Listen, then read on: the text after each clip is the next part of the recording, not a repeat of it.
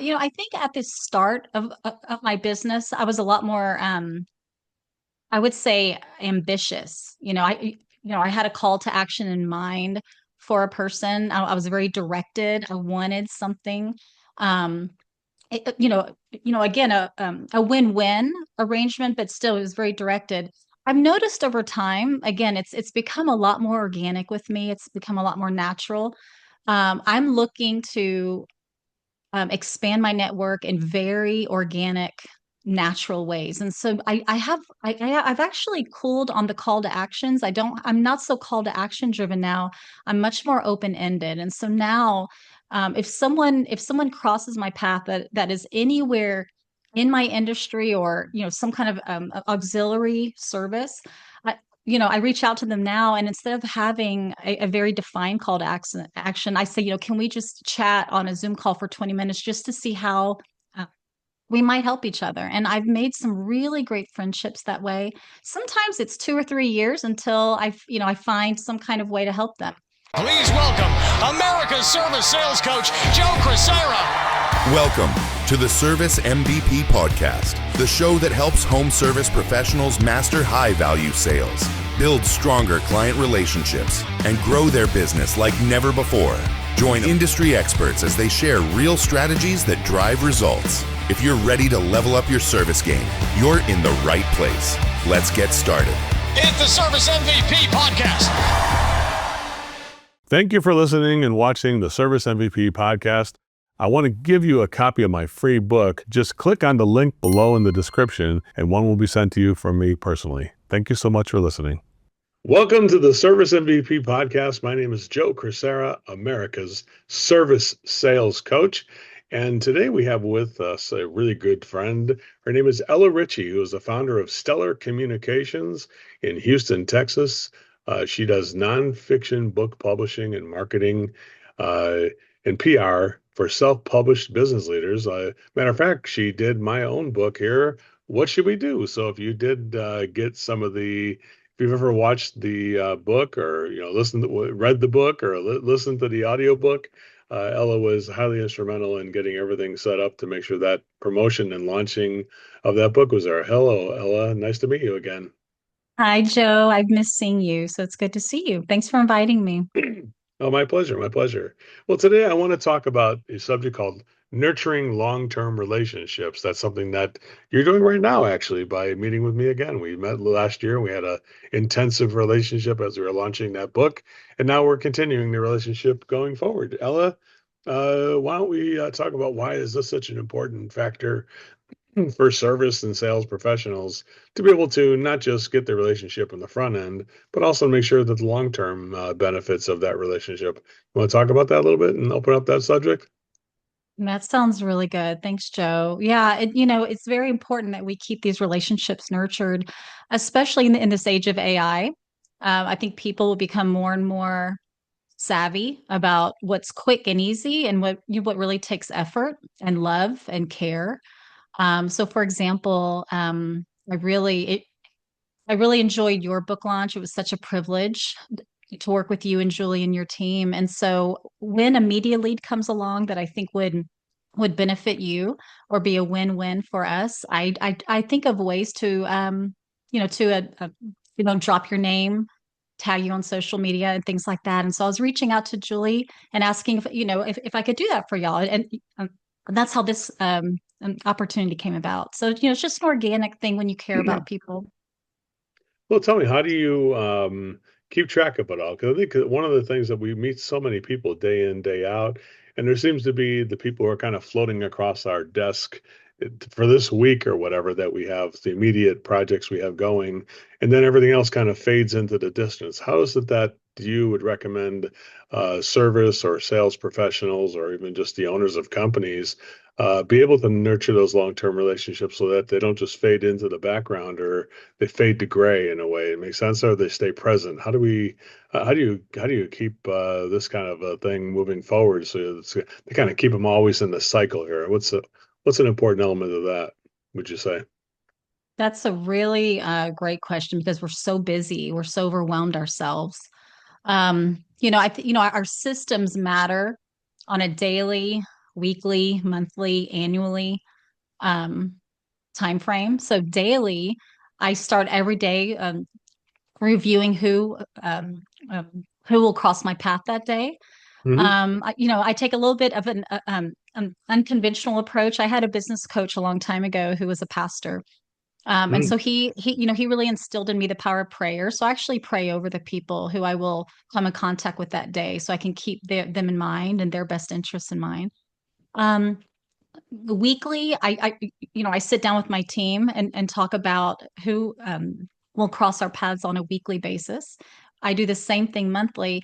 And then annually, every January, I sit down. It takes me about 3 weeks. It's quite an intensive process, but I do a process where I evaluate all of my past clients, my current clients, and then my future prospects. So it's, Hmm. kind of a big picture view. And so if no one has crossed my path all year, I have one touch point every January at a minimum. That's really interesting. That's interesting. So you kind of just like say, let's go ahead and just like make it a campaign where I'm going to go ahead and contact all the past Yep. clients or the people that you've done touch base with. And so I want everybody to come to the next total immersion, the life-changing event where you increase your sales and your personal growth. What should we do?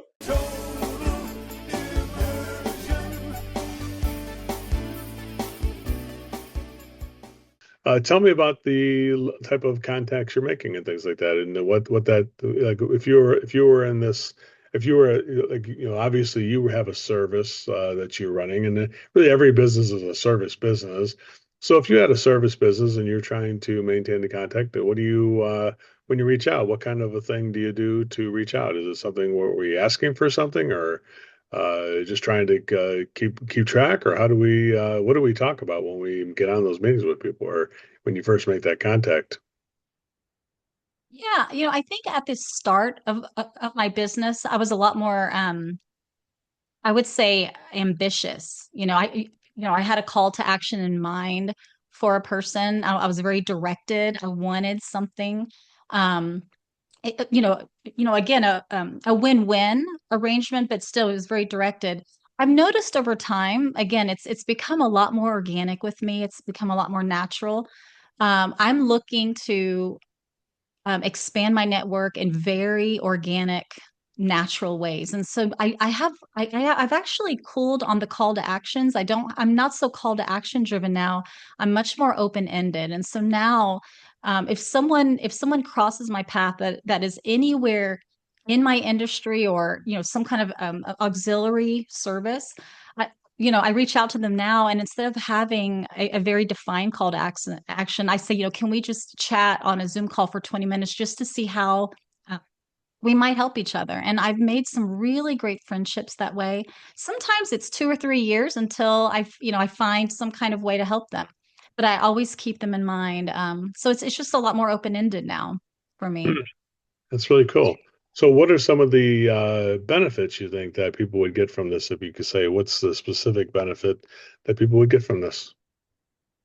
Well, I think it opens up opportunities beyond our imaginations. So, instead of me defining something, which does hold a lot of value, of course, having a call to action. I'm very big on calls to action. So I'm not saying not to have that. But Hmm. it's really opened up um, opportunities beyond what I thought was possible. Um, so, a very small example is our talk right now. I was contacting Julie just for uh, permission just to tag you on social media, and that was it. And it kind of spurred an idea in her mind that I might be able to bring some value to your audience. It was not on my agenda at all, so it just happened naturally. Nice, nice. So this opportunity comes up, and now you're being featured on a podcast, and I That's think right. that'd be a great get for any professional who's a service professional, and say, hey, if you wind up just being a guest on somebody's podcast and being able to talk about your business and how you can serve other people, then definitely that's something that is a big get for any business to be able to put themselves out there like that. Would you agree with that? I agree. And again, I'm seeing that with AI, it's very easy to write pitch letters now. It's very quick and easy. And I think increasingly people are, are going to look for people who um, are more authentic, more more interested in building relationships, taking time with people. It's it's not always a self-seeking um, activity. Yeah, and in this day of AI, could you speak to that? Obviously, is this something that you think is better to just say turn over to AI? Because I'm sure a lot of people say, oh, here's what I could do. I can outbound all my clients with an AI agent or something like that, and have them voice call everybody and talk on my behalf or whatever. Or I can do it myself in a way, which obviously I think a lot of people, the reason we don't do nurture long-term relationships because we kind of forget about people, and we're the time it takes to do it all, I think, is one of the Mhm. things that's prevents not prevents but is the barrier that gets people to do it. So how much should AI be involved, and how much should we just be doing it organically, would you say? Yeah, so I'm a big fan of AI. It's very good for taking our content, repurposing them, and into smaller or short or longer segments. Pitch letters, great for templates. It's great for templates and pitch letters. But for example, in your book launch, um, I used AI to help with a template, but the majority of my work went into that personalized pitching. So, research for each prospect, extremely time consuming, hundreds of hours, and yet it led to a very successful launch for you. A lot of people knew who you were, liked you. It was a joy for me, but I couldn't presume um, on their willingness to be part of a launch. And so I really took my time in taking, taking notes on each person. What would appeal to that person? What would feel like a win-win to that person? So it still takes a lot of personalized attention. Mm-hmm. That's good. That's good. Well, Ella, I mean, definitely, the book has been a very huge success. And Yeah. what are some of the highlights that you remember from the book that gave you inspiration, that some of the things that you saw in the book and things like that in our experience together that gave you sort of like a lift or inspiration for yourself? Well, what were some of the things you got from the Oh my goodness. Okay. That's a great. I have so many. It was wonderful. So first of all, you started with Helena as a co-author. Your product was marketable from the get-go. I loved your product. It was high quality. Uh, cut no cutting corners. It was a really great manuscript. My job was to come in and wrangle all of your resources that you had. You had so many resources to wrangle and pair those resources with the chapters. And so we really built in a lot of giveaways in your book, a lot of bonuses in your book. They were already developed in there. Our job was just to pair them with your great content. And so it really became a powerhouse of content, which I'm very proud of.